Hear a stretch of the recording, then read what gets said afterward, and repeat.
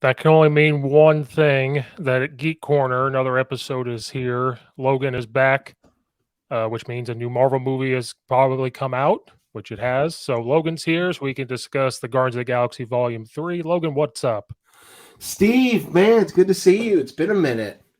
Last year at this time, I feel like we had already done 7 of these things because the MCU was cranking out movies and TV shows every couple months. But it's been a slow year for the MCU, kind of thankfully. So it's been a little bit. I'm doing well.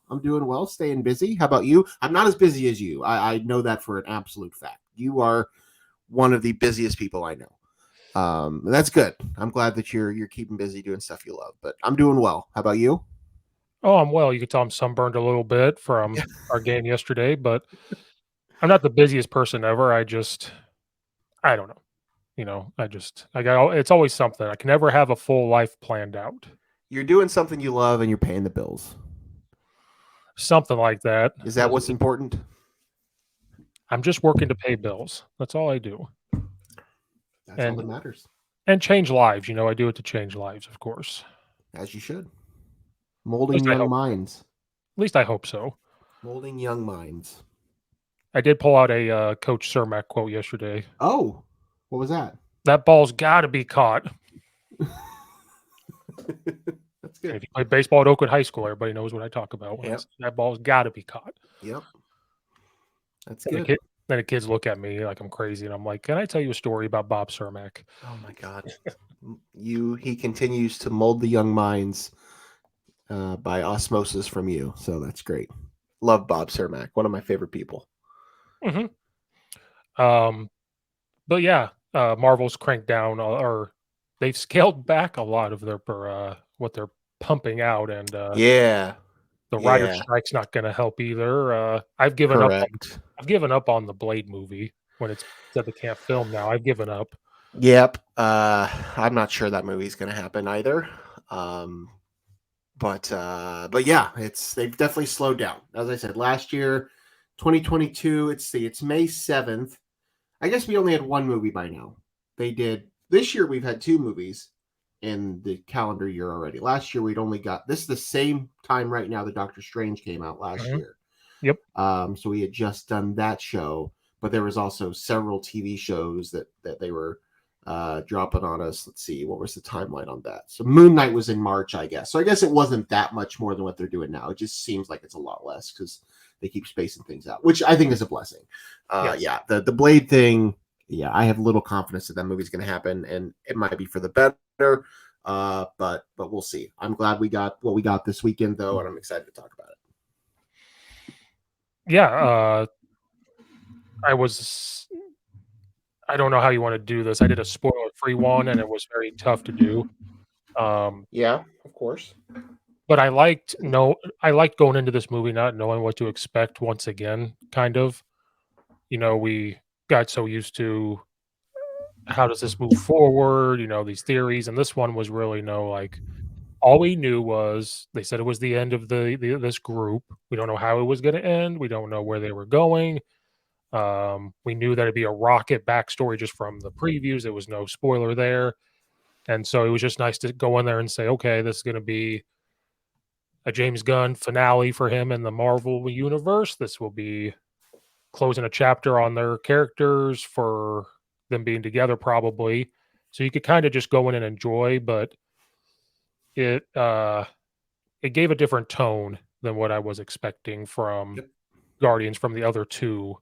And even their characters in Infinity War, even they were all a little different. So the tone kind of threw me for a loop, but then I just accepted this is what it was going to be. Once you got about 40 minutes into the movie, you realize this is what they were going to do. Yeah, you're right. This was quite a different movie. The tone is obviously the biggest thing. I agree with that, especially right off the bat. I mean, the first 2 movies start with big music type number, like upbeat songs, and and this one it's that acoustic version of Creep by Radiohead, and it's very somber right out the gate. Definitely a different tone. These characters have been through a lot. And I think that's something I was, planning on touching on at some point, but we can kind of go into that. The first 2 movies, the first movie was essentially an Avengers type of movie with a bunch of characters that we'd never met before. Mhm. It was like throwing the Avengers out there as the first Marvel movie. That's essentially what Guardians of the Galaxy was. So it was this fun team up movie that caught everyone off guard. Nobody in their right mind thought that Marvel could actually pull this off. I mean, they were already, I don't want to say reaching for the bottom of the barrel with some of the movies they had done before that, but Guardians of the Galaxy was not a well-known property. Right. Only diehard comic fans knew anything about these characters. Um, Chris Pratt was, a somewhat relatively known actor, basically for his role on Parks and Recreation, Mhm. which is a phenomenal show. But like, you look at that guy in that movie, and you think there is no chance this guy is going to be an action hero, superhero type thing. And the rest of the cast was relatively unknown. I mean, Zoe Saldana has been in some things. She was in of Avatar, so I mean, people knew that, and you know, Bradley Cooper is playing a voice, and Vin Diesel's playing a voice, and Dave Bautista's in this movie. So like, it had known people, but it was such an out of left field movie. Mhm. But it was just a fun team up type of movie. But then the second movie happens. That movie takes place immediately following the first. Right. All that stuff is in real time only happens in I don't know, whatever, however you want to say it. This movie, a lot has happened. Actors have been through a lot. Not only have they been through the stuff that happened in movies, Groot had already died once. Gamora's died and now has returned via a timeline disruption, whatever. We lost Yondu in the second one. Peter's had his whole thing with his dad, and then they go through all the events of Avengers Infinity War and Endgame with the snap, and most of them being snapped away. So like, they just been through a lot. Mhm. And that was really the tone that James Gunn is setting up in this movie. Is this is not the same characters you met in 2015 or 2014, whenever that first movie came out. Like, they've gone through some shit Right. by the time we reach them at this point. I think it was exactly what this franchise needed. I think it was a really good send off for these characters, for James Gunn, for this story. I think it tied a nice bow on it. I really like the direction they went. Yeah, I think that was the only part that I was on my edge of my seat for was when you hear they're gonna be done with these characters, who dies? Like, that was kinda my thing, like, who is gonna Yeah. be the one Yep. that is going to be dead, or which one's gonna be who knew what it was gonna go in the direction of, and we kinda knew this would have nothing to do with, like, Kang or anything. There was no way this was gonna be tied into that. This was their movie. This was a Guardians movie. This was Right. nothing else. Um The Guardians have always kind of been their own story. Right. I mean, they're because of the Infinity Stone in the first movie, they had somewhat of a tie to the rest of the greater MCU. Mhm. But it wasn't until they kind of just met up in Infinity War that they really had any sort of connection to the rest of it. And this movie again felt it was just its own thing. There was no other connections to, there was a line or two that referenced things that happened in Infinity War. Obviously, the Gamora thing is the biggest Mhm. connection between the two stories. But yeah, the Guardians movies, all three of them have really been their own stories. They've been their Mhm. own characters, and I think that's what I've really enjoyed about them. Is that so many of these other movies, especially the Earth based movies, Earth's only so big. Right. And so like, these things all have to be tied to each other to some degree. Mhm. We're just expecting some character to show up. We've been conditioned to expect those type of things. But with the Guardians of the Galaxy, we're talking, I mean, the playing field here is just like astronomical. I mean, there's really no rhyme or reason that these characters would ever need to interact with any of these other characters while they're out in the greater, space wherever they are. I mean, they had the whole thing with Thor, at the end of Endgame and beginning of Love and Thunder. But yeah, these have always been their own things, and I think that's what's but I think that's been to their benefit. Mhm. That they haven't. James Gunn was never really forced to tie his movies into something else, like a Doctor Strange was, or like a Captain Marvel is going to do. The Marvels is going to do. Like all these movies have to like tie into something altogether. These movies really don't, and that's been, I think, a benefit. And I liked how because I know people are like, "Is Thor gonna show up?" No, if you watch Thor: Love and Thunder, you knew he Yeah, was not gonna be in this movie, and I loved how they set that up in Thor: Love and Thunder, how they immediately in that movie split them up. I love that I part to get this. I was not expecting anybody to show up in this movie. No. I thought maybe when we got to the post credit, the mid credit stuff with Peter Quill, maybe at that point I was kind of expecting maybe somebody would show up.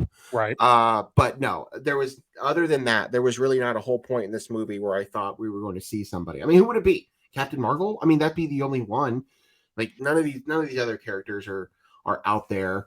Um, so yeah, it was just kind of nice. The last few movies I just kept expecting. We've talked about this a lot. We've talked about how, especially with Doctor Strange: The Multiverse of Madness, with Ant-Man Quantumania, you kind of just expected there to be larger tie-ins to the greater MCU and other characters and world building and setting up the next movie. And I had no expectations for that in this movie, and that was kind of great.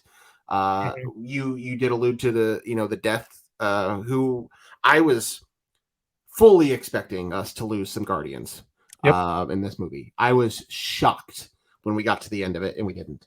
Mhm. Um, but I was fine with it. These characters, as I've already said, have already gone through a lot. We've already lost throughout the first two movies, plus Infinity War and Endgame. We've already lost three of them. Two of them came back. Whatever movie magic, but they've already been through a lot. So like, it didn't bother me that they didn't kill anybody off. I was just rather surprised by that. I assumed somebody, Rocket, Drax, because a lot of these actors have been vocal saying like they're done, like they're not, like Mhm. Dave Bautista is not coming back to this character. Zoe Saldana is not coming back to this character. So I was just expecting somebody along the way. We knew Rocket was going to be a big centerpiece of this movie. I thought he had a chance. Kraglin, I mean, who knows? Because obviously James Gunn's not gonna direct it. I can't see Kraglin being involved, but I mean, maybe, I guess, who knows? But yeah, for them to not essentially not kill off anybody was a shock to me. But I was happy with that decision. I really was. Yeah, and I love how James Gunn filmed it because it did all the tone of it, you did feel like it almost felt like it was gonna happen, and then Yeah. when it didn't, that was that shocking Right. factor. Like, most of these movies we knew like, Doctor Strange isn't gonna die. We know certain characters were not gonna be Yeah. gone. But this one, you just could it be Rocket? Could have because the way the movie was going, could it have been just Peter because of how they were setting him up at the beginning, being very sad, and then, like, his character was even different. Yeah. Even though he was still his goofy self at times, he was still, like, a different person. Yeah. Um, so the way James Gunn filmed his last movie, the way it was set up, the way the story went, was there clunkiness? Of course, there's always gonna be something. Yeah. There's always gonna be something there, but the way it was done set that up, and you're right, Marvel kinda needed a movie like this where there wasn't as much clunkiness, it looked great, it didn't like and there was no high expectations really, like Quantumania, we had all these big things happen and it busted in that term. This one, no, it didn't. So I think Marvel kinda needed this to kinda get people back on board a little bit and say, "Okay, they're scaling back a little bit on what they're doing, maybe we'll get better product." Um, the all that stuff, so I think that's good for Yeah. Marvel I to have think this. I think Marvel really needed this movie. They really needed this movie to be good, and they really need this movie to succeed. Mhm. Uh, Ant-Man Quantumania was not good. It was not a good movie. It did rather poor at the box office for MCU standards. Um, the other movie coming out later this year is The Marvels, which it's already gone through a lot of reshoots and rewrites, and they pushed it back. I don't know what to expect with that. I Some people are big fans of the original. I wasn't really one of those people. It did well at the box office, but it also kind of did well at the box office because it was sandwiched between Infinity War and Endgame. So like that's kind of why that movie did so well. So like I don't have a lot of faith for that movie coming up in November. So the MCU, who we continue to talk about and hear to be talked about, superhero fatigue, is the MCU struggling? This has not been a good Phase 4 was not good for the MCU, and Phase 5 started off piss poor. So the MCU needed this movie. The MCU needed this movie probably more than James Gunn did. James Gunn's next role is he's set. His next decade plus he knows what he's doing. He's already got the job he wants. So he did not need this movie nearly as badly as Marvel did, and I think they succeeded. We'll see what the box office shows. I mean, I think there can certainly be some concerns, and we'll get into more of the specifics about this movie. But this is a hard PG-13. Oh, like yes. this is not a movie you're going to take kids to. I mean, I don't have children, but I'm sure there's plenty of kids out there that are 8, 9, 10 years old that are going to see the first Guardians, second Guardians, going to see a lot of these Marvel movies. I would not suggest taking an 8, 9, 10-year-old to this movie. This is a hard PG-13. There is significant violence in this movie. There's no gore, but there's significant violence. If you're an animal person, if you are a diehard animal lover, like you're not going to like this movie. Let's just be honest. And I think most of the negative reviews about this movie are about that. It doesn't bother me as much, and it doesn't bother a lot of people because of the early returns on the reviews and things. But like, if you're one of those people, you're probably not going to enjoy this movie. This already infamously has the first F-bomb in the MCU, which I knew that they were talking about that, so I was expecting it to happen at some point. I thought it would happen at a more like critical time, but it was just like a really funny line. But yeah, this is a hard PG-13. So I think that might hurt some of the box office, but I still like this movie will do just fine, money wise. And I think it's exactly what Marvel needed at this point in time. They're not in a good place, so they needed this. I'm glad you brought that up because I saw it Friday night. Then yesterday I went to go coach a baseball game with the A coach. Now he has like a 1-year-old. I think she's 1. Now he wouldn't take her to see the movie or anything, but he was just like, "Oh, is it good?" And I was like, "Hey, if your daughter was 6 years old, 7 years old, I wouldn't take her to see it." And he goes, I "What?" wouldn't. He goes, "What?" And I was like, "Yeah, I wouldn't." I said, "That's what threw me off." I said, "I'm an animal lover." So it was that's where I got cringy. I got cringed. I had to sit there and like I was moving around a little bit and I'm like, you're sitting there like this, like, And I have like a rule. If like an animal gets killed, like a dog gets killed in a show or a movie, I don't watch it anymore. I'm like, I'm done. This one, I have to fight through it. Didn't take away from it being a good movie. I had to like take that into consideration. But yeah, I told him, I was like, no. I was like, this is not your normal Guardians 1 and 2 movie at all. The tone of it, that tone, the dark tone of it was so different. It needed to be done, I think, because he wanted to go in a different direction of the other two. But yeah, if you're an animal lover and you can't get by the fact that it is not a real animal, it's a CGI thing, and accept it, it's no. And there was kids in that theater, and I thought about it. I'm like, if I was a parent, I'd be like, nope, you don't look at this, like, don't pay attention. Yeah, this movie felt a lot more like his version of the Suicide Squad that came out in 2021. It's just darker, and he's already out the door. Marvel, Kevin Feige was willing to just give him the reins and let him do what he needed to do. And I mean, I think most people are going to say this is a very successful movie in doing what it needed to do. But yes, this is a very hard PG-13. So I think that will hurt ultimately some of the numbers. And, I heard somebody else talk about this on the show. So like one of the biggest things about these movies, yes, it's box office numbers, but it's merchandise.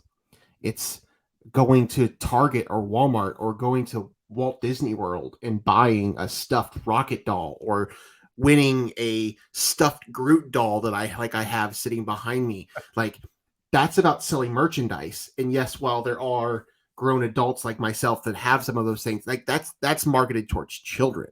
Yes. And when you can't feel confident about sending your child to these movies, that will ultimately hurt some of the numbers in terms of dollar amounts that come from this movie.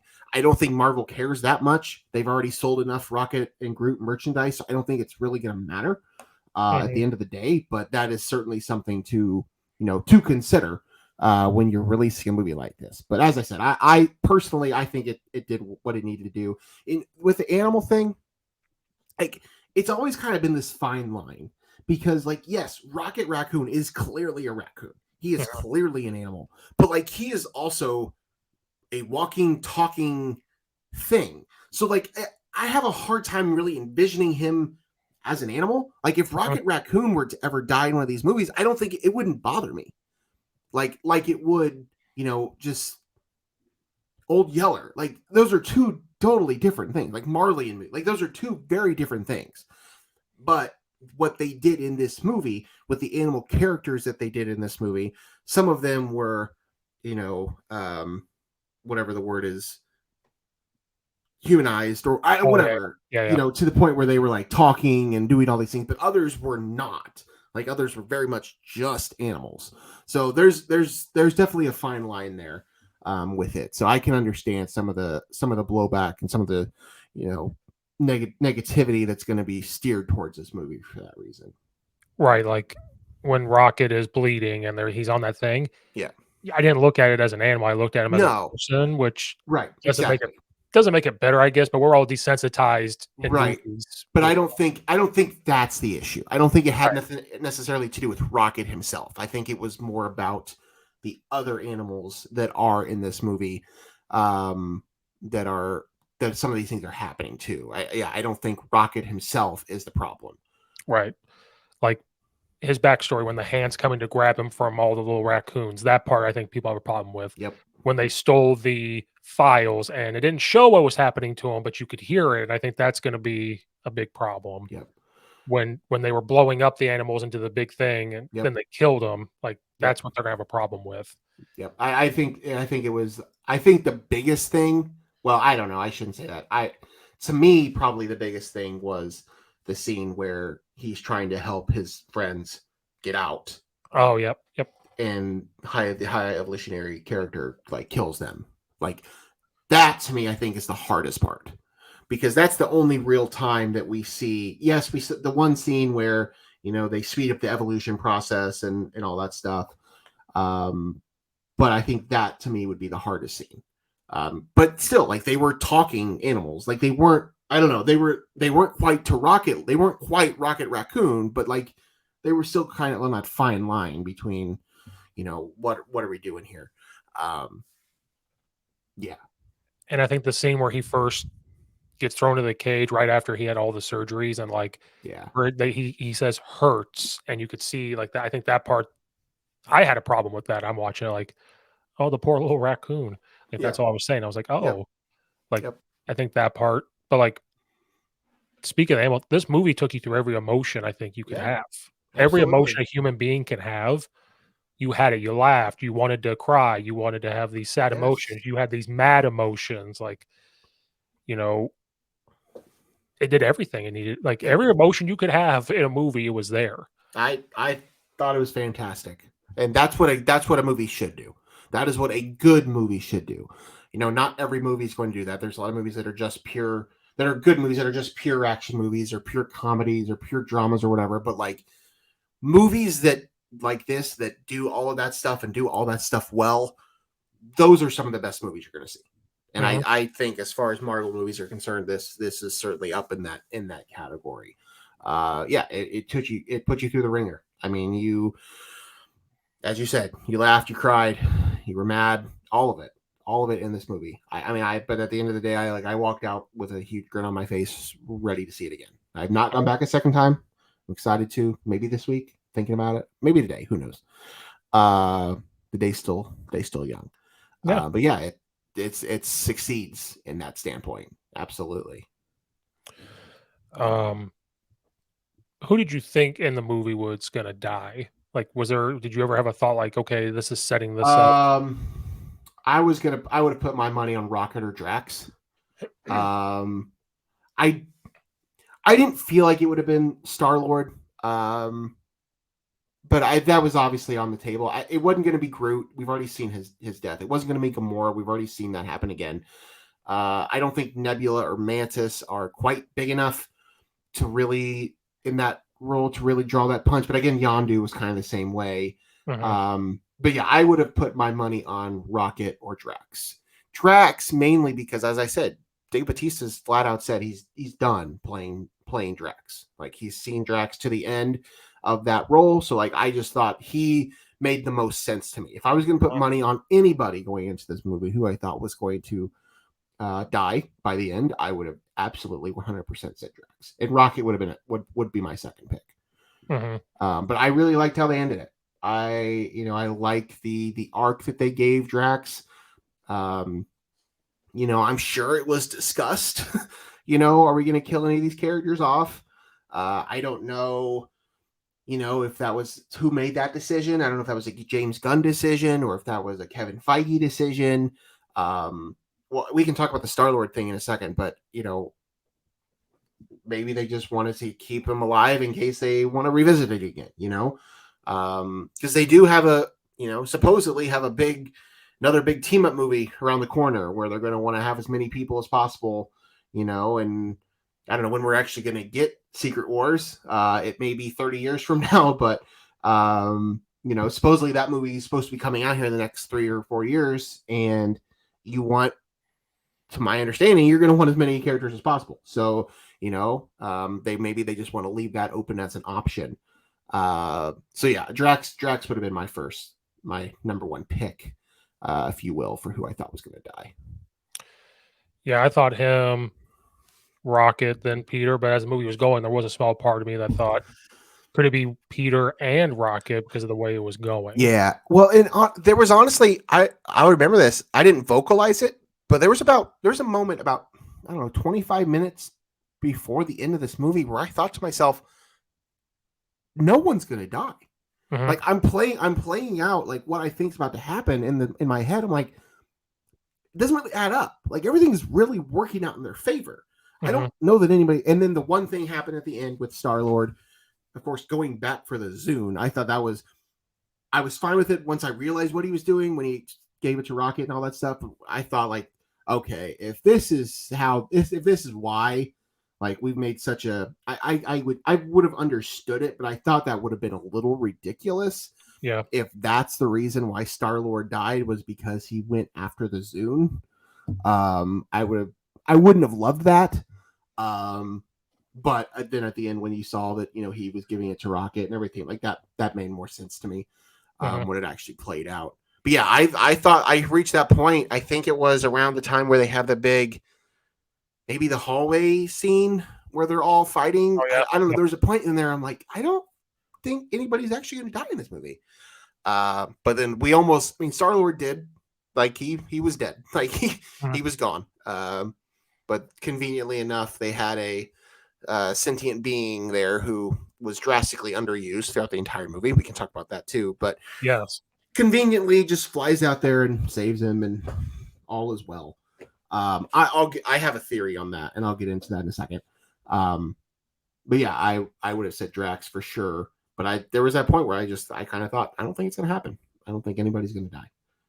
I'm glad you brought up that being Mr. Adam. Yeah, Will Poulter. Yeah, Yeah. Because drastically underused. because of how when he showed up in the movie, I just another thing about Marvel so far in Phase 4, Phase 5, they start like right away, like Yeah, something happens, yeah, which that's been the next ever since Spider-Man, because Spider-Man was like boom, boom, boom, we're gonna pick it up. Doctor Strange did the same thing. Thor, they started right away. This one too, like we got Adam right away after the intro scene of Peter being drunk and all that. Like boom, there he is. And then you don't really we didn't see him as much as I thought we were going to. Now you found out that he's on working with the main villain, like they're on yeah, the same side, which that part I was like, really? That's where we're going? Like they're the same side. I didn't That's where the clunkiness comes in, like, oh, they're the same side. Then you don't see him as much, and then very quickly he's a good guy. Like very quickly, yep, because of how Guardians 2 set it up, like he's gonna be this huge major villain, like we'll call him Adam and like this yeah, big end credit scene.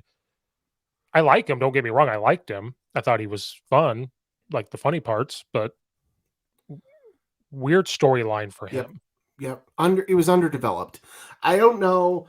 So I haven't like totally heard everything, or I mean, at some point I'm sure we'll hear more about like the production of this movie. But just to kind of put this into perspective, this movie was supposed to come out immediately following Endgame, Okay. originally speaking. But then there was the issue with James Gunn getting fired by Marvel. Then he went off and did the Suicide Squad for DC. Then agreed to come back to Marvel to do this movie. Plus, in the middle of that, we had a global pandemic. So this movie was supposed to come out. I don't know if it was supposed to come out like right after Endgame or right after Spider-Man: Far From Home. I don't know exactly, but like this was supposed to be like the kickoff of the next phase of Phase 4. So I don't know exactly where the lines got crossed there. So I don't know what the purpose of that was. I don't know whose decision that was. There were a few things about this movie I didn't particularly care for. I love the movie. We haven't really flat out said that. I really love this movie. This is Great movie. it's my initial thoughts coming out of the movie, and I thought it would have been a hot take because I wasn't sure if everybody would feel this way. But I'm actually seeing this exact quote being said a lot. This is the best Marvel movie since Endgame. That was the take I had coming out of the theater. And I've seen that a lot. And I don't know that there's really much of an argument for it. I'm sure you might have a different opinion, and that's fair. You can certainly make the case, but like I just don't think there's much of a case for any other movie over this movie since Endgame. But there were some things about it I didn't necessarily care for. I thought, yes, I agree. I thought the Adam Warlock, Will Poulter character was drastically underutilized. I mean, Will Poulter's not a huge name in Hollywood, but like he's a fairly relatively known actor. And they brought him in to kind of play this character, which, you know, in the comics he's both a villain and a member of the Guardians. Like he kind of fills a few different holes. So I wasn't exactly sure what they were going to do with him, but I thought he was drastically underused. And Gamora did nothing for me in this movie. Again, I don't know the reasoning behind everything, but this is a character that we saw die in Infinity War. And they brought her back conveniently through the multiverse stuff with Thanos. So this is not the same Gamora, but is a version of Gamora. Right. I felt like she was unnecessary in this movie. I would have much rather we had no Gamora and more Adam Warlock. I think that would have done a lot for me personally. She did nothing. She was there to just provide a little bit of awkwardness for Star-Lord, and conveniently she was the only person left on the ship at the end to drive it. Like that's it. That's literally all she did. You know, maybe it was still in her contract to do one more. I don't know. But I heard another thing. James Gunn said that originally, she was supposed to die at the end of the second one. Right. But they rewrote it so that it was Yondu. So then when the writers of Infinity War and Endgame, Marcus and McFeely, went to James Gunn and said, "This is what we're thinking. Will this work for you?" He said, "Yes, I can make that work." I would have just rather we just didn't have her. Nothing against her character, nothing against her as an actress. Like you could have found a way to include her somewhere, like they did with Yondu in this. But like, I don't think she did anything. She provided nothing to me, and I would have much rather gotten more from the Adam Warlock character than have her there as just kind of an unnecessary. Just because she's a member of the team, I get that, but I don't know. She just didn't provide much for me. That was my other biggest negative takeaway from this movie, I think. Yeah, the only thing that was really good to have her was at the end. That was kind of like a goodbye type of thing. Yeah, no, that's fair. That was the only because I didn't think about it to you as you were talking about it. I really thought about like, yeah, you're right. Like it didn't make sense. And besides the goodbye, because Peter, they couldn't say goodbye to her in Infinity War because of everything. So this was kind of their goodbye send off to her. Yeah, that's fair. I mean, I get that, but you know, she wasn't there at the beginning. She wasn't on nowhere with the rest of them. She was off with the Ravagers. She didn't show up until, you know, they went out to start their mission. Then she just conveniently shows up with the Ravagers. I don't know. It just felt unnecessary.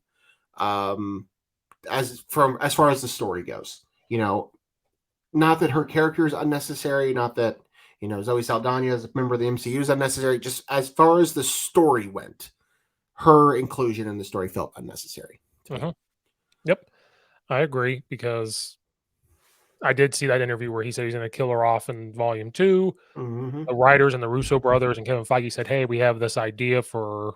They had way planned out ahead of maybe Infinity War, and that's when he was like, "Oh, I'll make that work. It's fine." Because she said she did not want to be this character for a long time. Yeah, She made that very clear, and so and when they first ended in Endgame, I thought Guardians 3 would be more about finding her. Like, I really thought before the previews had come out, I really thought that's what this movie would be yeah, about. that And would make sense.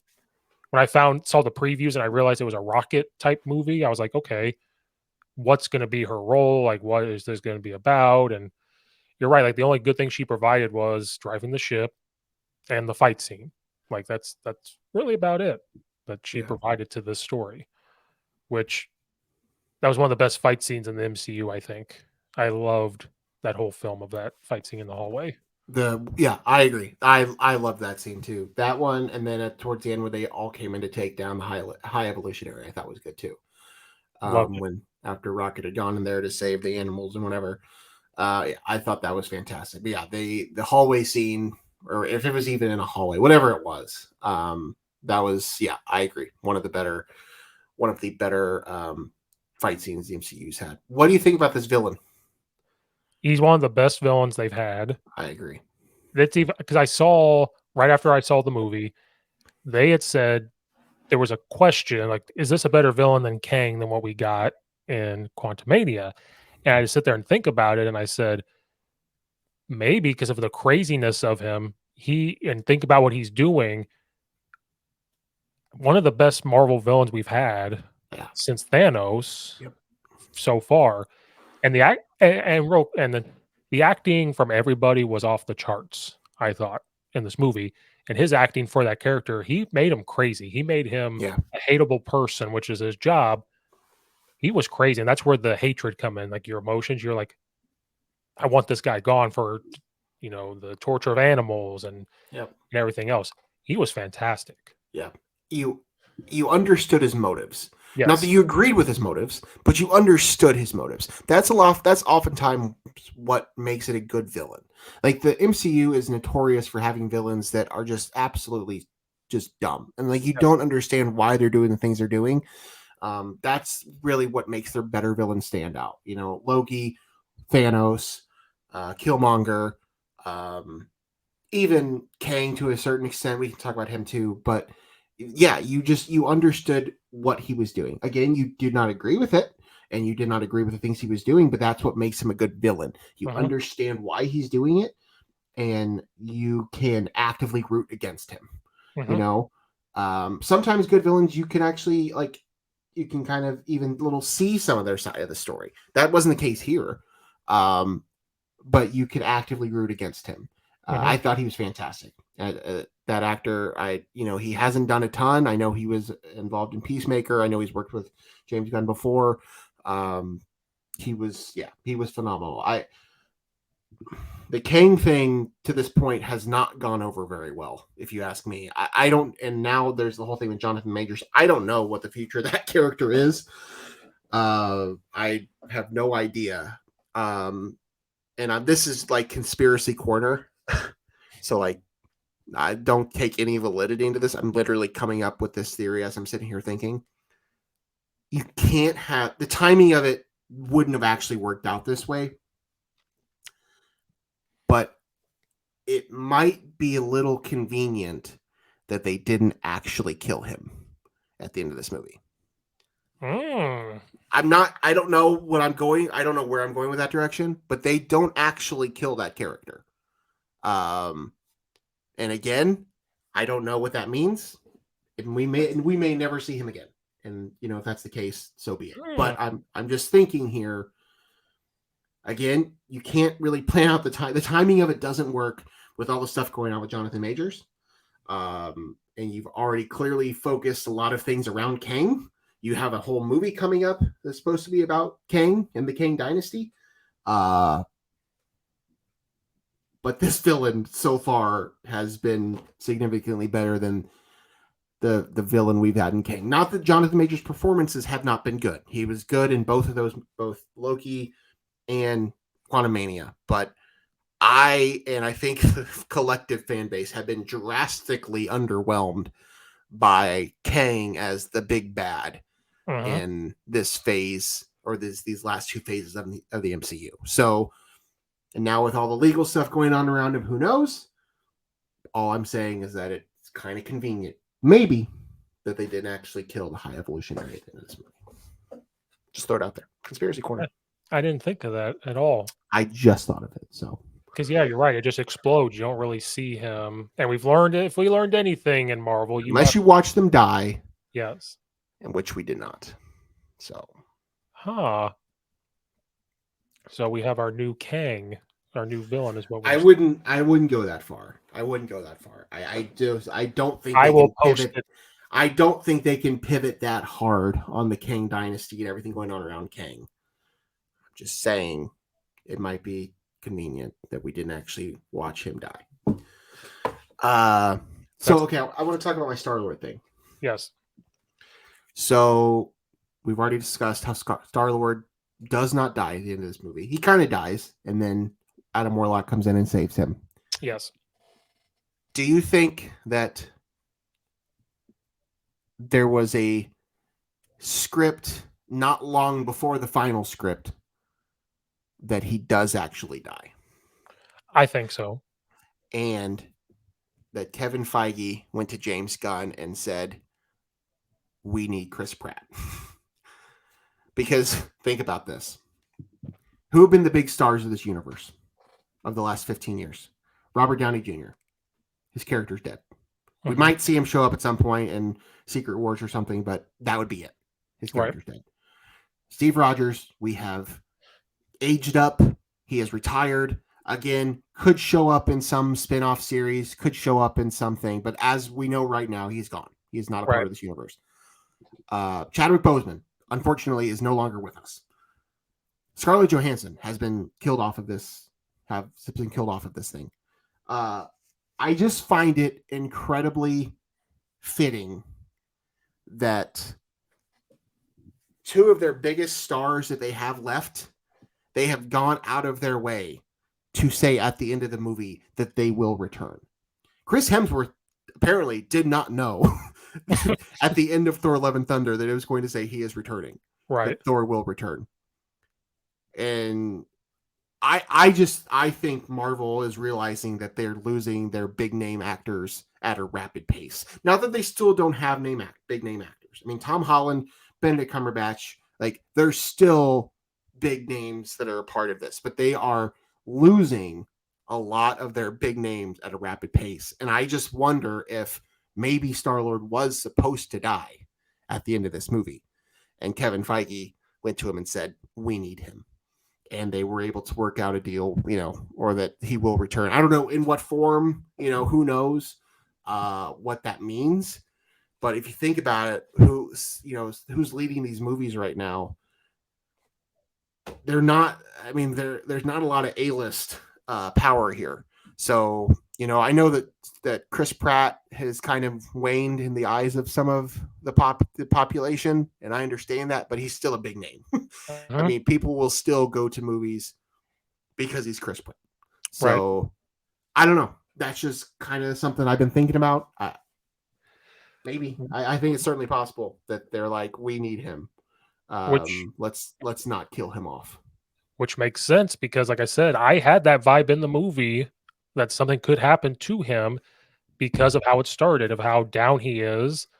He even said it in the movie. He was responsible for the snap. He said it. He was like, "I punched Thanos," and then all of a sudden he got the stone. Like he admits it. So it felt like he could have gone. And I think you're right. I think he probably went to James Gunn and said, "Hold on a second. If we're gonna have this big time movie coming up, and we have all these actors and actresses gone, we need somebody to be a staple later on." And Chris Pratt's going to be that person. Yeah. And he had that great series on Amazon Prime that came out, so he's still a big time actor. He still brings in eyeballs, and what was it? The Terminal List, I think. It's and pretty good. I think he's made a comment during the press tour for this that he would like to keep doing these movies. So, you know, if you have actors that have vocally said they're done, and you have actors that are vocally saying they want to keep doing them, if yeah, at this point you have to keep them around. So I think that makes sense. I would not be shocked if you were to tell me that Star Lord was supposed to die at the end of this movie, but they What? decided they need him around because, as I said, we've already listed all those other. I don't know that Brie Larson wants to keep doing this. I've heard that she's not thrilled with some of the things she's going through. So that's another big name. You look ahead, Captain America: New World Order. I'm not sure Anthony Mackie is A-list actor. I like him. I think he's going to be Uh-huh. fine. I'm sure the movie will do well. He's not A-list. The Thunderbolts. It's another team up movie. I mean, there's potential out there, but again, I'm just saying, like, if you have big actors that are saying they want to be done, and you have big actors that say they want to be in, you shouldn't be killing off the ones that say they want to be in. So I think that's ultimately what that came down to. I don't know to what point. I don't know if we'll see him in some solo thing. I don't know if maybe because he's on Earth, maybe he will have some sort of tie to the Avengers. I don't know. I'm just speculating, but um, yeah, I don't think that was unintentional. I think that was very much an intentional thing to say, like, hey, we still have A-list actors that are in these things, even though we've killed off a lot of your favorite superheroes in the last 5 years. So, Yeah. my Uh, thought. that is a good thought. Just Thank you.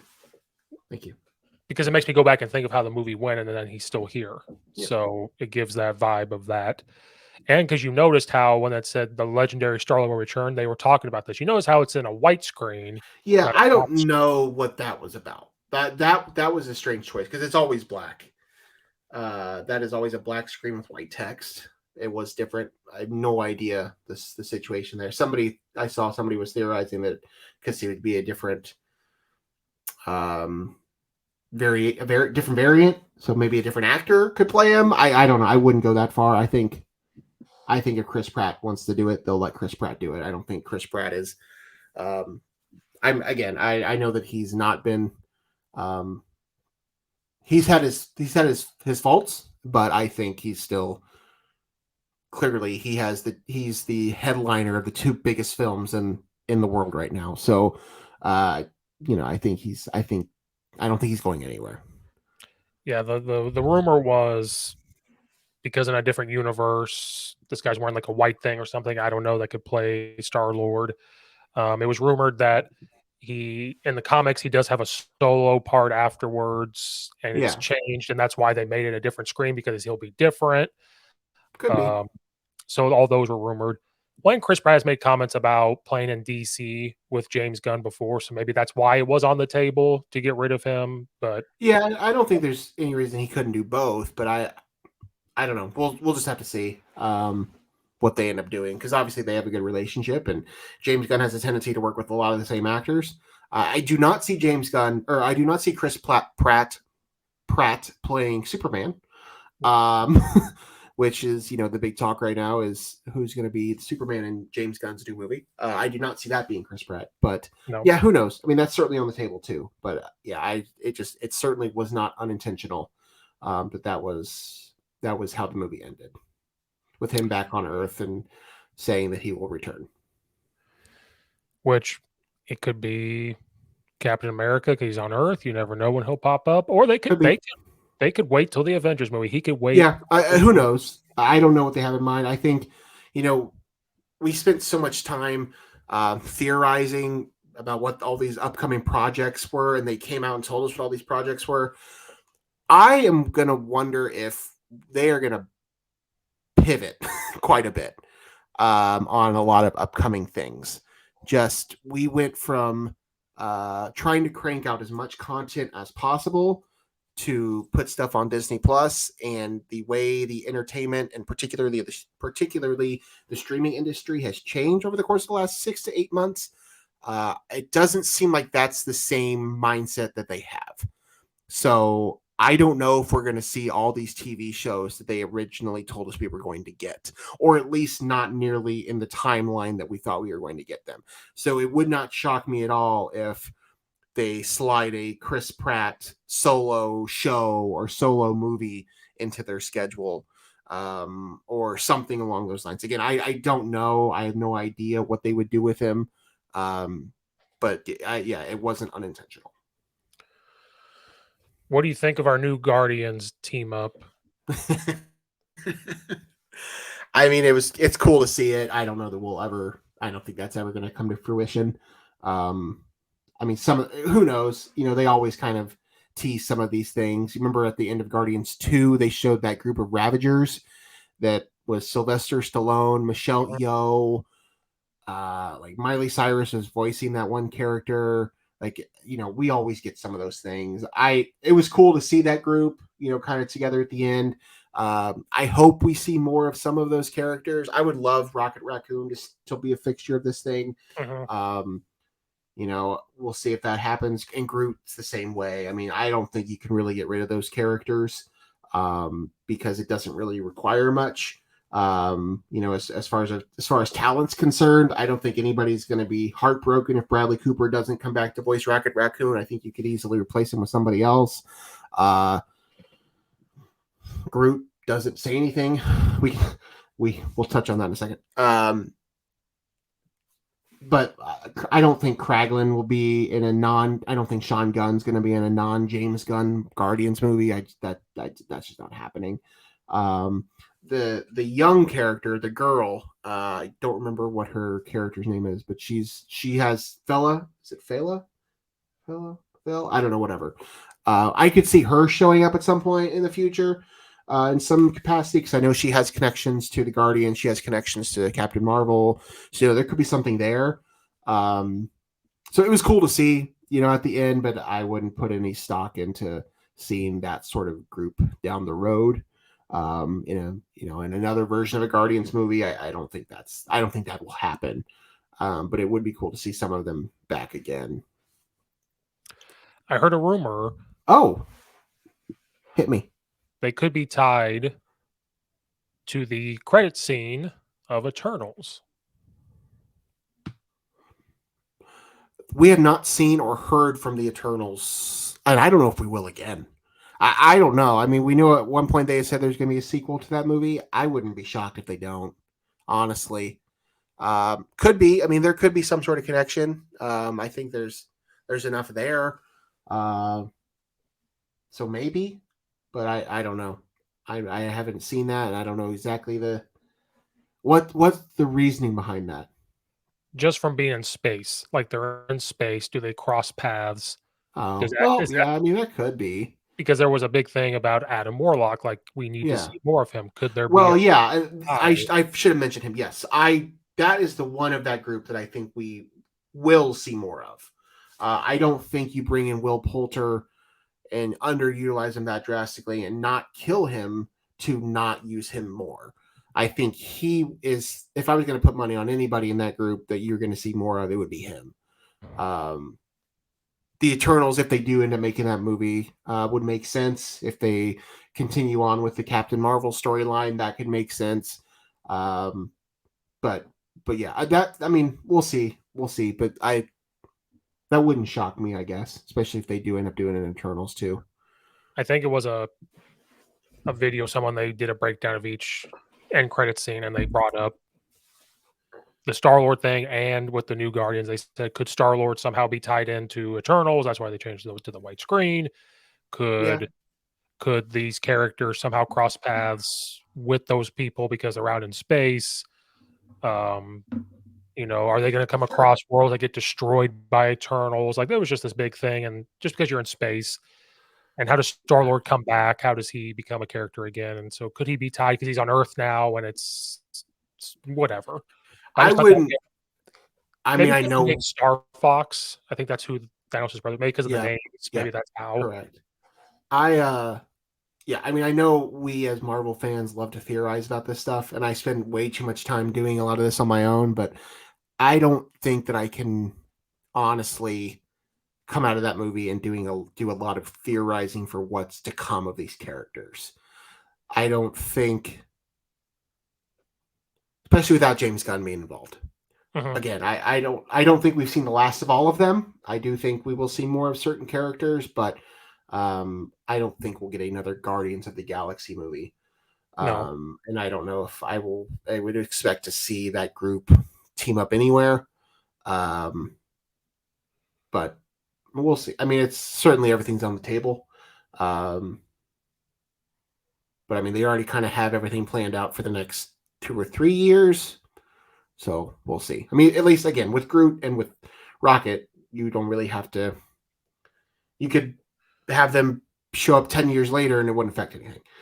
Um, not all actors are going to be that way.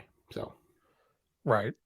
I think if we do see him, it would be there would never be a solo movie, it would never be a no, solo show. It would be besides maybe Chris Pratt, maybe he might be the only one, but even he said, like he made a comment, he goes, "This is my last Marvel movie with James Gunn as the director."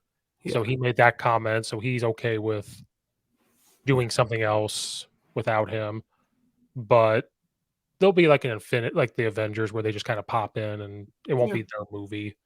So we may not see them until one of the Avengers movies. That may I be wouldn't expect to. I wouldn't expect to see any of them other than maybe Star Lord if they do something with him.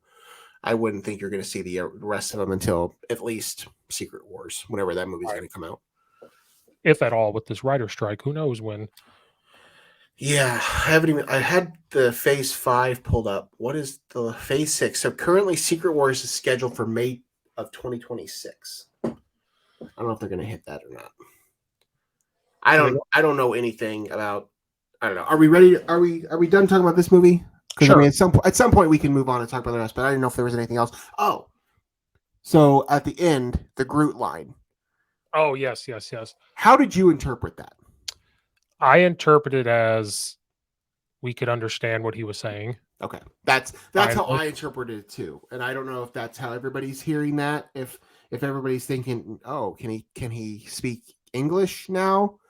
But yeah, that's exactly how I took it too. Is that all they're saying is that we can now understand him. Only because of the reaction to the other characters. When he first said it, that didn't click with me, but then when I saw the rest of the actor or the characters not be phased, I was Yeah, like, "Oh, we're hearing what they're hearing now." yeah, and that was. I've been watching these movies for a long time, and that was the first time that I heard Groot's voice and immediately thought, "Oh, that's Vin Diesel." Like Yes. every other time he speaks, like I don't. It doesn't really. I don't know. I just don't hear Vin Diesel's voice. I just hear Groot's, because it's so different every single time he says it. Because every type has its own inflection and everything. But that was the first time I'm like, "Oh yeah, that's Vin Diesel."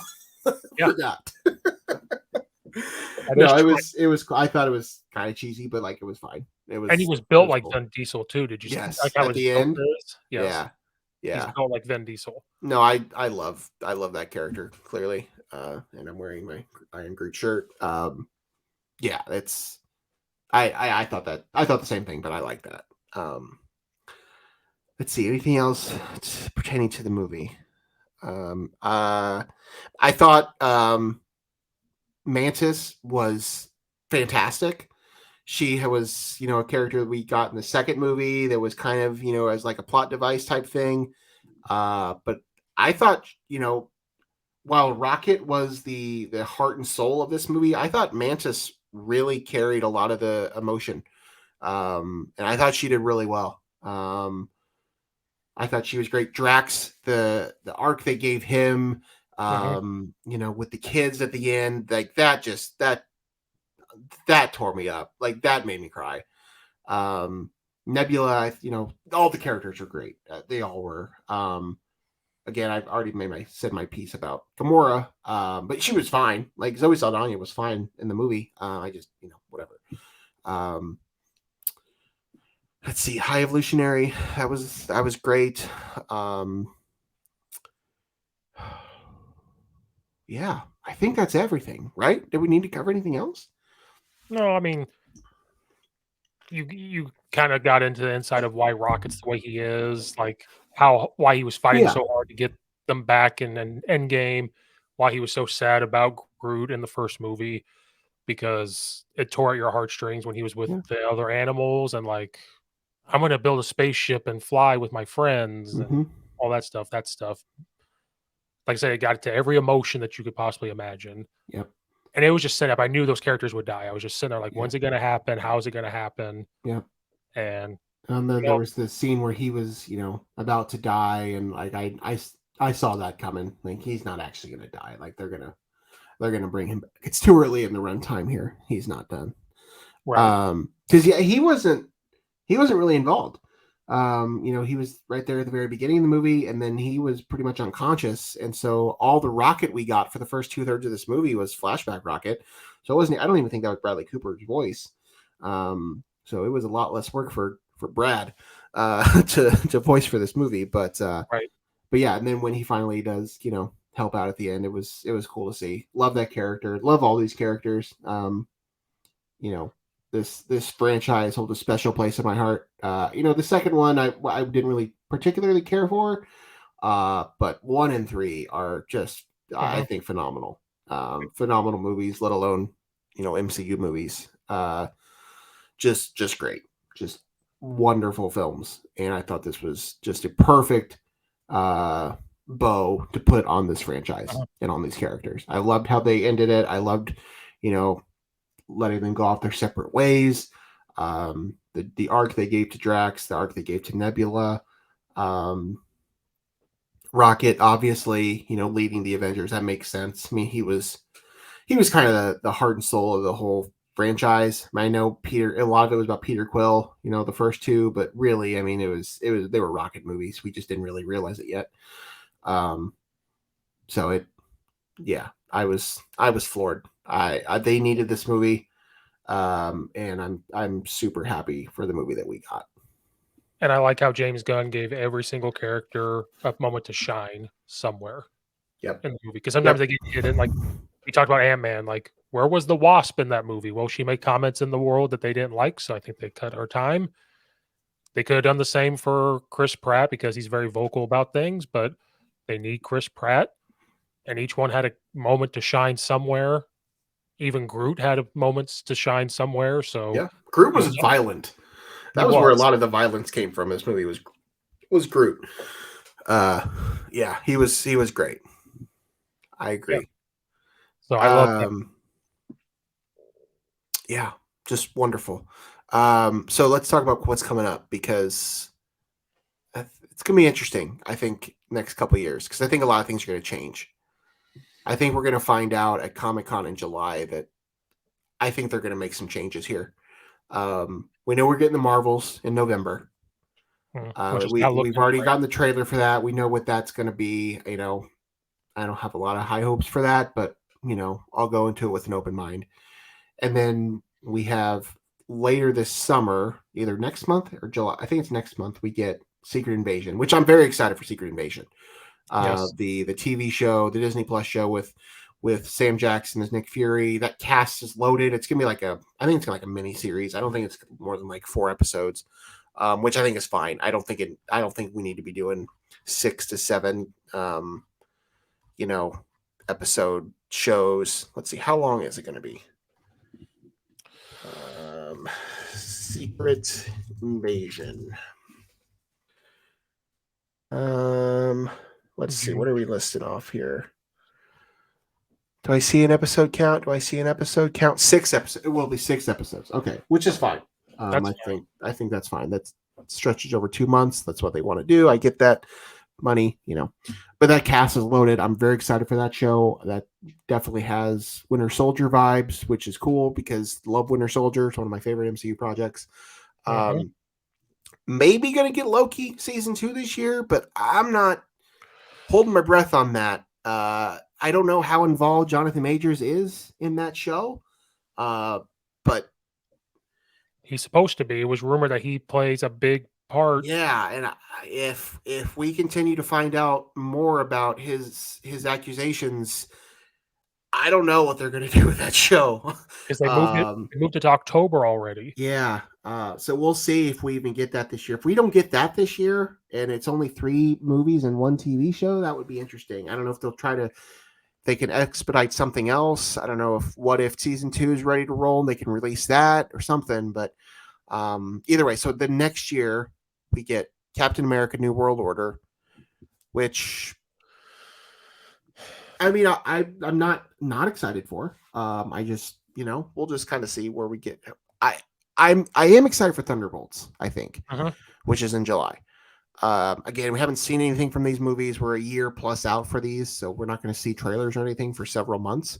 But just what we do know, I think I am fairly excited for both of those projects, especially Thunderbolts. And then currently Blade is scheduled for September of 2024, which that is certainly not happening. They did release that has been on hold again due to the writer's strike. The other two, I don't think the writer's strike will affect. I think they're probably done with the script. I don't know what stage of production they're in with New World Order and Thunderbolts, but I would venture to guess that they are well past the writing stage for those. But Blade, I don't know if we'll ever see a Blade movie, at least for a while. At this point, Mahershala Ali's probably going to age out of this role by the time they're ready to shoot this thing, and they're going to have to start over. So that would be Phase 5. Is Echo coming out this year too, or did they move that? No, they've moved that. I don't know. Let's see. See, this thing is only the movies. How do I get to the TV shows? I'm on I think they Wikipedia. already You never filmed it know. and everything. Let's see. Phase 5. So, no, nothing else has a release date. Loki is still listed as mid 2023, but as I said, I don't know if that's happening. And then What If season 2, which again isn't necessarily MCU proper. It's kind of its own thing. Ironheart, Echo, Agatha, and Daredevil are the 4 that are listed in that order on Wikipedia. I would not expect to see any of those this year. Maybe What If, as I said, but again, that's not necessarily MCU proper. So this could be a much smaller year compared to what we've had the last year or two, which wouldn't be a bad thing. If you can hit on at least 2 of those, I think you're fine. If Secret Invasion and the Marvels don't do well, I'd be concerned if I were Marvel. But if you can at least have one of those hit, if Secret Invasion is good and does well, and if the Marvels at least does decent enough business at the box office, I think you're happy. But God, you really needed, and you still really need Guardians to do well at the box office. It's only been the first weekend. I haven't seen numbers yet. I'm assuming it'll do fine, but you just never know. And then the future is, I don't know, man. Phase 6 is, let's see.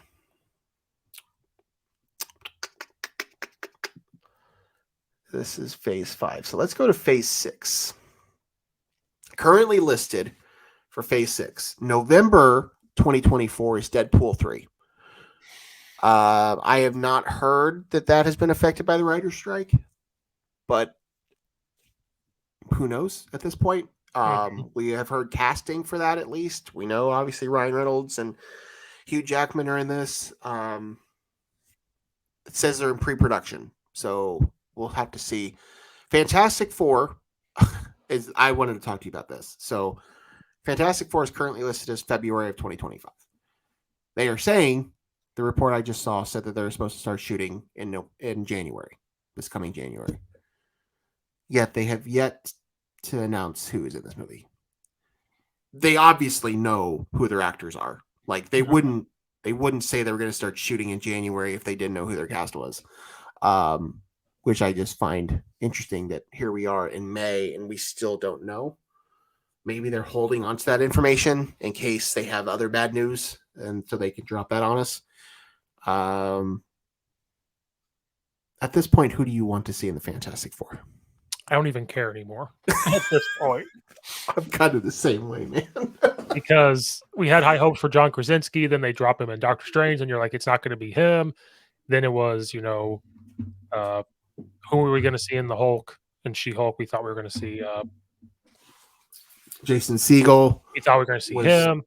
was rumored to be Ben Grimm. Yeah, the rumors have been just absolutely crazy. Everybody in Hollywood has been rumored to be a part of this movie. The latest report is Adam Driver as Mr. Fantastic, which I don't hate. He seems more of a Doctor Doom, but maybe that role is too similar to Kylo Ren. So my thing on Adam Driver is if Adam Driver wants to be in your movie, and if he wants to be Mr. Fantastic, you let him do it. Mhm. He is too good of an actor and he is too big of a name for you to pass up on. If he fits the age profile you're looking for, I would trust him to be able to play the role. I really Um, would. He is one of the best actors we have working today. So I think he will be also a native of nearby Mishawaka, Indiana, where I live. Fun fact for you on your Sunday.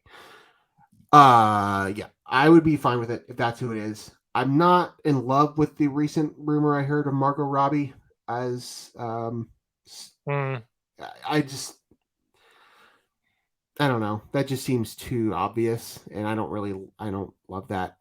I was kind of really enjoying um the very unlikely rumor of um reversing gender roles and putting Mila Kunis in as the Thing instead of a man being a woman. I thought that was kind of clever, but I don't. That's certainly not happening. We'll see. I would guess at this point we'll find out that cast at Comic Con in July, which just makes the most sense. But I'm with you. I honestly I don't really care at this point. Like just do what you got to do. Like I did like the reports of Tom Ellis being involved in the yeah, MCU somewhere because I loved him in Lucifer. I think that's a great show on Netflix for people to watch. Um, they were like, "Oh, he could play in the MCU. He could play." Oh my God, what's the villain? Who's the devil? That I can't remember. Mephisto. But that's too close to his Lucifer character. Right. Or Yeah. would he do that again? It was rumored he was going to be Fantastic Four, which did not mind either. But I think those fizzled away. He could be Doctor Doom. I have no clue because he played Lucifer so well. Who knows?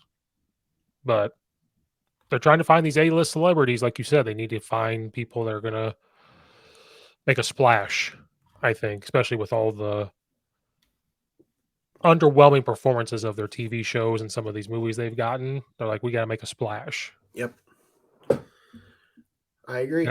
I don't have high hopes for this Miss Marvel movie, whatever. I hope it does well. I hope it's good. I didn't hate the original Captain Marvel movie. It wasn't my favorite, and I really think that only did bonkers numbers because of when it came out. I think that you could have put any Marvel movie in between that, and it would have made $1 billion+.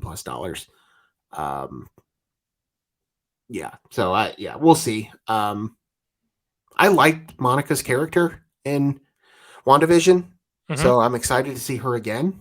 Um, but I don't really have too high of hopes for that movie. Um, you want to talk about your updated rankings before we get off this thing?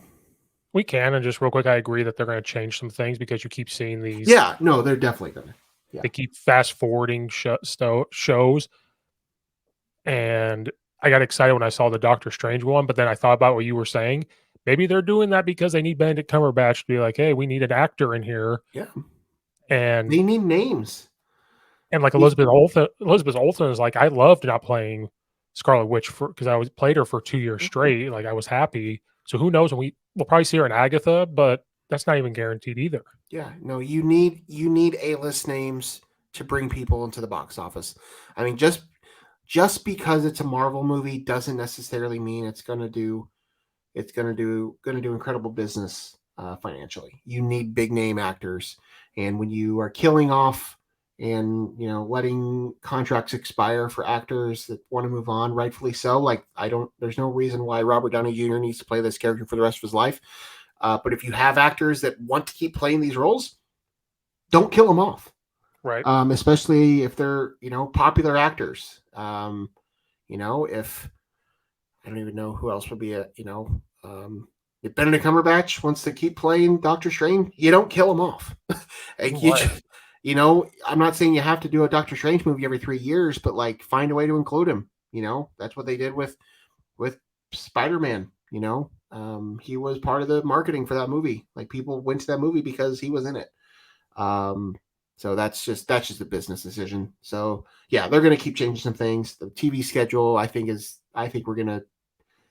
I would not be shocked if the slate we see at this Comic Con is drastically different from what we saw at last Comic Con. Would be Hmm. my guess. I think it'll be very different, um, just because of the way streaming has changed. Because as I said, 6 to 8 months ago, they were still trying to cram as much stuff in there as possible. They were trying to fill the content machine, and I do to an extent. They obviously still want to keep doing that, but I think they're not just Disney. I think all the studios are realizing con- quality over quantity is the direction we need to go. She-Hulk did not do well. Mm-mm. She-Hulk was not well received. They continue to crank out this stuff at an alarming pace, and it's only harming the visuals. These aren't just your standard sitcoms. Like these are shows and movies that take years to produce. Part of the reason why Guardians and like Rocket and Groot look so much better than what She-Hulk did is because they had years to perfect these characters. With Uh-huh. She-Hulk, you're trying to cram this stuff out in like 12 months. Like that's just not enough time. And it's not only that, they're longer. If you're doing 6 30-minute long shows, that's 3 hours alone. If they're 40 Mhm. minutes, that's 3+ hours. Movies, yeah, some movies are stretching to 3 hours long, but like, and at the rate that they were doing it, it's just that was never going to work. Um, and Marvel is the biggest issue right now, but all of the special effects issue, like stuff in film and TV shows, are a problem. Like there's just too much of it, and these houses that do the VFX, they can't hold it, they can't do it, Right. and it's not good. So yeah, I think we're going to see a drastic change in the release schedule for both the movies and the TVs for Marvel. I think they'll announce that in July at Comic Con. And depending on this Jonathan Major stuff, storyline could change. Who knows? Yeah, no, that's a part of it too. Yeah, we'll see what happens. I don't know. Which which we don't know. He says he's not guilty, but then the like an alarming rate is that the longer it goes, I know. that's the more alarming thing. You're like, I know. well, what's being said or whatever. But Right. I think that's another thing they're going to do. They're going to change, and they got to play this waiting game now. Of maybe that's why Loki got pushed back to October because they want to see what happens, I and think they're it waiting. probably is. I think they need to figure that out because if the verdict on him is that he's guilty, then they got to pivot. They can't have that. They can't have that actor in their show. They just can't. They can't do it. Um, you know, the DC is dealing with a lot of that stuff on their own with the Flash. Um, and that we can talk about that here briefly if you want. And that's the movie that I'm hearing is good. Yeah, It's not a movie that I would normally be excited to see, but like the more positive talk it gets, I mean, it's getting there for me. But that is being marketed as a Batman movie. It is not being marketed as an Ezra Miller movie. did you And see the comments? which ones? You will for you will forget about him after this movie or something. Yeah, Like, I'm you'll sure. forget what he did, and I'm like, Yeah, "No, you won't. No, you no, won't." that movie has been in production for so long, and they have decided that it's too good to not release. So they're doing whatever they can to spin it and get it out there and make some money off of it, and hopefully I'm more excited for never Michael have to Keaton. think about Ezra Miller ever again. Yeah, yeah, I think everybody is. That's why it's literally being marketed. The Batman logo is literally in the logo for this movie. Like it is, yeah, it's a Batman multiverse movie. Is what this movie is being marketed as. So Good, I'm okay with that. me too. All right, where's this sit out in your Marvel rankings? Because I'm interested to see because I know you liked it. We've obviously been talking about it for the last hour, but I'm curious to see how much you like it. I don't know that we need to go through the whole rankings again. I just need you to convince me to put it in the top 10 because I keep looking at it. It is in I my might top 10. but see, my top 10 is not normal because there's 2 movies in the top 10 that people don't put in their top 10. You have both Doctor Strange movies in your top 10.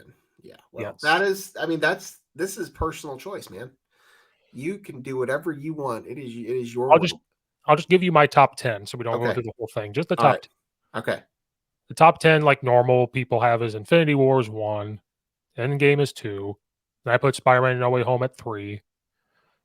Then I have Doctor Strange Multiverse of Madness at 4, Civil War at 5, Doctor Strange 6, Ragnarok 7, Guardians of the Galaxy 1 at 8, Avengers 9, Winter Soldier at 10, then Volume 3 at 11 is where it is. I mean, that's fair. I mean, I have it at 8. Um, I obviously have it ahead of every single Doctor Strange movie. But like you're that's fine. I don't hate that. If you have to include both Doctor Strange movies in your top 10, then yeah, this one probably does sit at 11. I have it at 8. I have it. Yeah, I have my top 5 has been the same. It's Infinity War, Black Panther, Guardians 1, Yes. Endgame, and Winter Soldier are my top 5. That top 5 hasn't changed. Well, I guess both the Avengers movies slid in there, but and then I had Guardians 3 behind Ragnarok and Avengers. So those are the 7 movies that I have in front of it. I think it's better than everything else since Endgame. I think the only thing that No Way Home has a case, but I think No Way Home thrives so much on the nostalgia that I cannot put that movie ahead of this. Um, and Black Wakanda Forever and Shang-Chi, we're not as good as this. I didn't think No. either Doctor Strange movies were as good as, but I understand you are very much Doctor Strange fanboy, so that's fair. I have seen some top tens, Marvel top tens that are honestly even stranger than yours. So whatever makes you happy. I think 11 makes sense. I don't think it's top tier Marvel movie. I don't think it's the best Guardians movie. I can maybe make a case that it is a better movie than the first Guardians, maybe. But as far as enjoyment standpoint goes, I love the first Guardians movie. So like it's nowhere near that for me. Mhm. Um, but I shouldn't say that. It's not nowhere near it, but it's definitely behind it. They're But just yeah, different. yeah. And then my other top 10 right now, I have TV shows on here too. I have WandaVision 9 and Civil War 10. If you don't count the TV shows, then I have No Way Home would be my 10th Yeah, on my I list. didn't put the I Yeah. didn't put the Yeah. If you're just doing movies, Civil War would be 9 and No Way Home 10 for me. So, um I think I didn't put volume 3 above volume 1 is because volume 3 is probably a better, like you said, overall if you go by movie, like, as a movie, yes, but I think Guardians 1 was fun, like, the soundtrack, just how they introduced characters, it's more fun, I yeah, think, I just because of agree. the tone Yeah, too, no, it's fun. absolutely.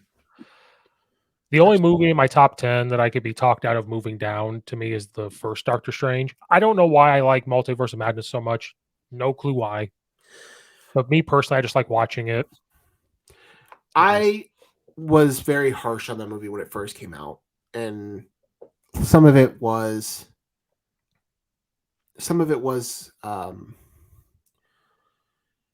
unwarranted. It's probably not as low as what I had it originally. If I probably went through and did this again, I'd probably move it a little higher. It's still nowhere near my top 10.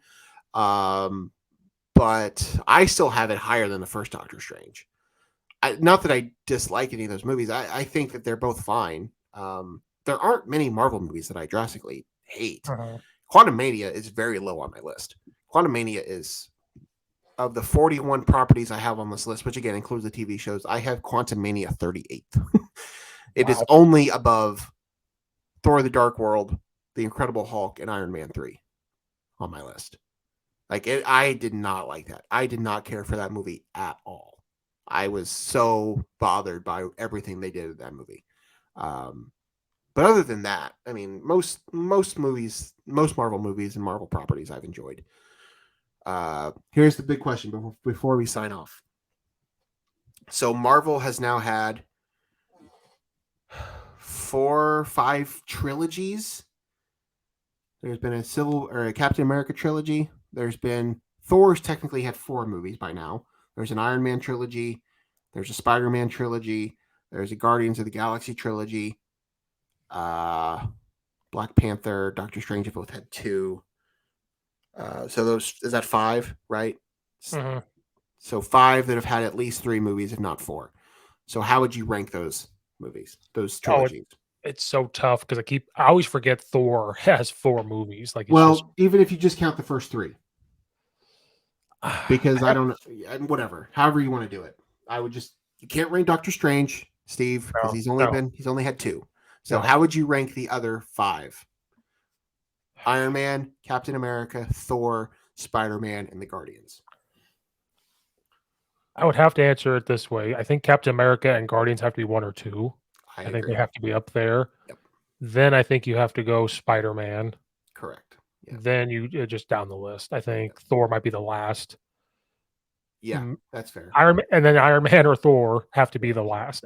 It doesn't matter Yep, I because agree. Dark World really put back Thor, the trilogy part. Yep.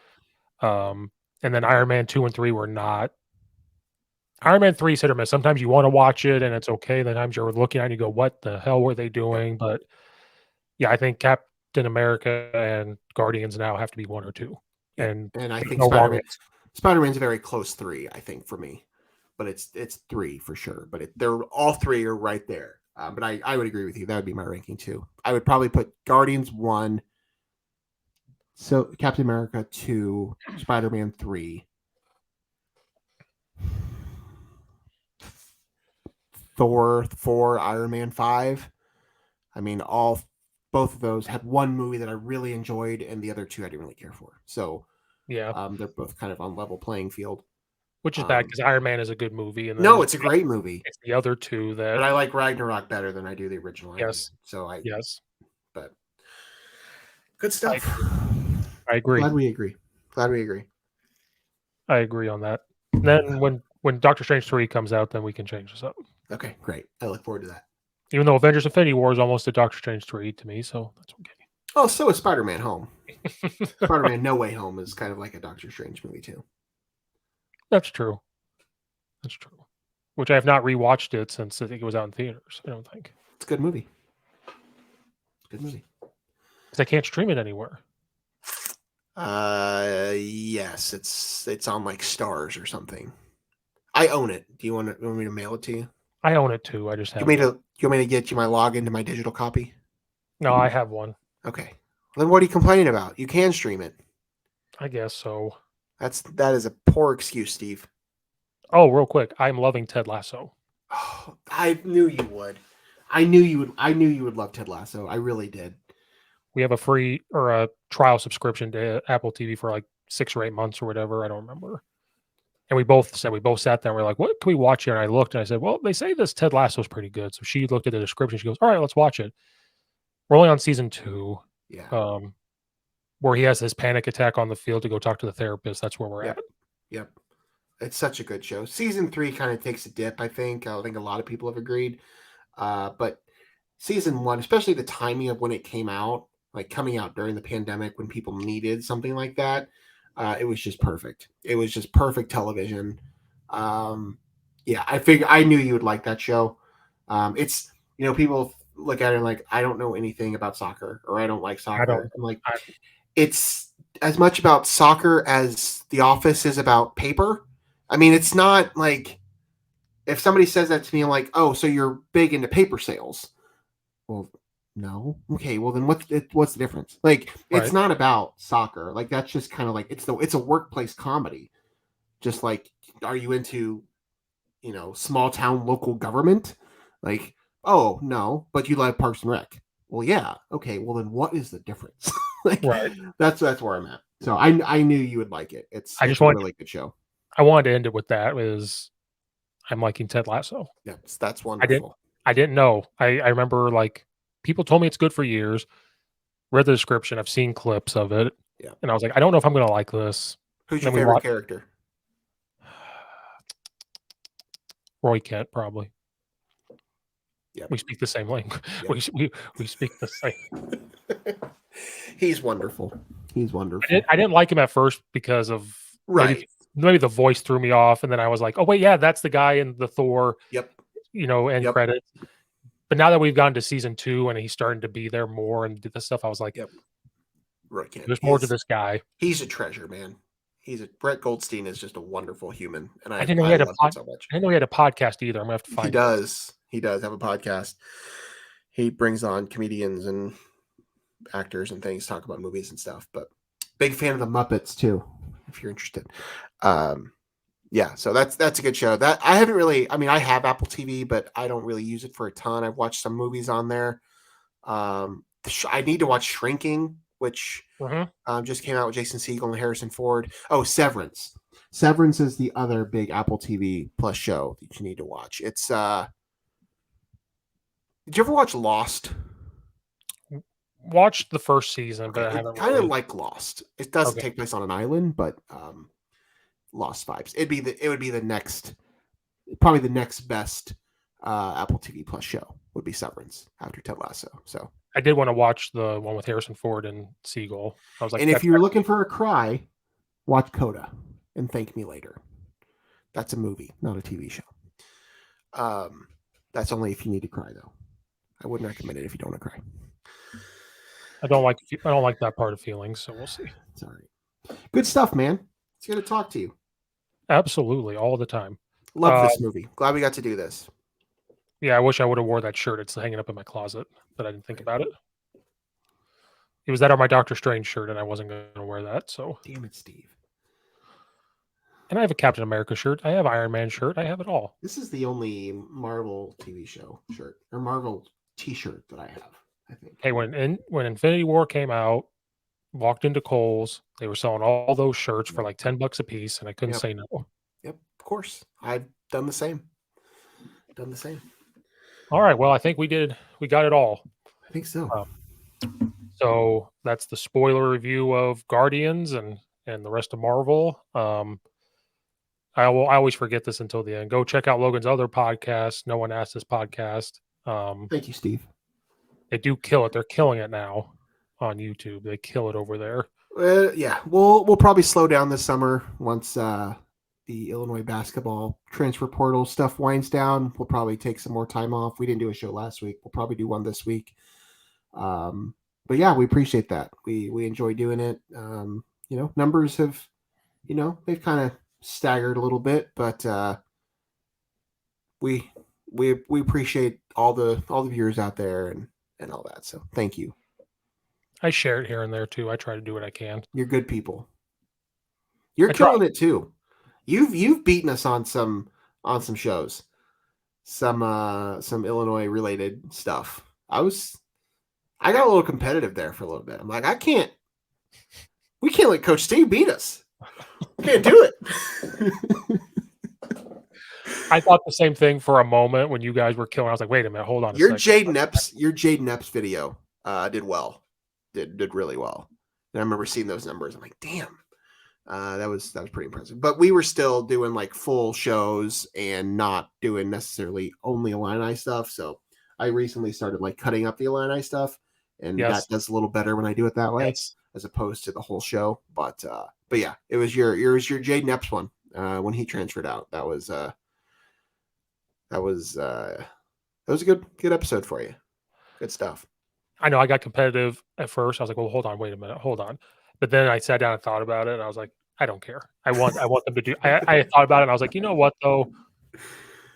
I don't hate these people. We're all after the same thing, Steve. It's all the same. It's all the same people that are listening to our shows. They just go from one to the other. They go from Jeremy's show to our show to your show.